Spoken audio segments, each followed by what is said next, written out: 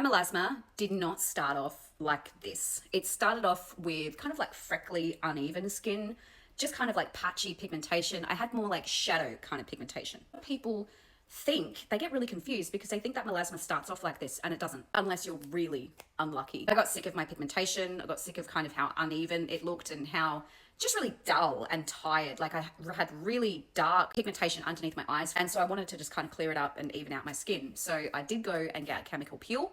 And with that first chemical peel that I did, I had to use that skincare for a number of weeks. I had to go in for weekly facials, basically prep my skin for a peel. Had that peel done, spent thousands of dollars. As my skin was healing, I had a patch from here all the way down appear of just blocky, dark pigmentation. They said it was normal. I was doing the aftercare. I was also going in for follow-up facials where they were lifting the rest of my skin off. And basically within 3 months, my skin looked like this. The kind of chemical peel I had, my skin was on fire. At one stage, they had 3 fans on my face as they were putting on this peel. The best bit was you go away, you wash that off 10 hours later, and then you have a second application put on the next day on red raw skin. So that was fun. So the key here is that it was a heat-based chemical peel. So basically, I already had pigmentation that was bad, or at least I thought it was bad. It was nowhere near this.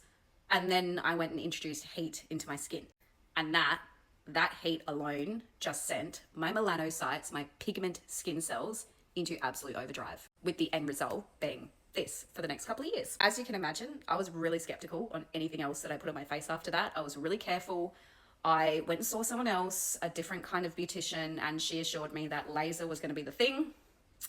Again, laser, heat, not your friend for melasma. So I got stuck in this cycle of just doing things that I was told was going to be the right kind of thing for my pigmentation to clear my skin.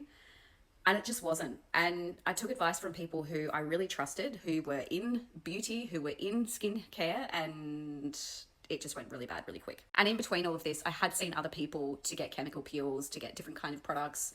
I'd done a ton of different kind of skincare routines to a stage where the laser just wasn't doing anything. I could actually tell that it was making it worse. And the skincare that I was getting from this particular place just actually wasn't doing anything. So I went and got another chemical peel done, this time by a dermatologist. And I want to say that this did actually remove all of my pigmentation, but it came back in a couple of weeks. Basically, over this entire time period of seeing all these people going into all these different places who were supposed to be experts in skin, no one said to me anything about stability. No one said anything about downregulation.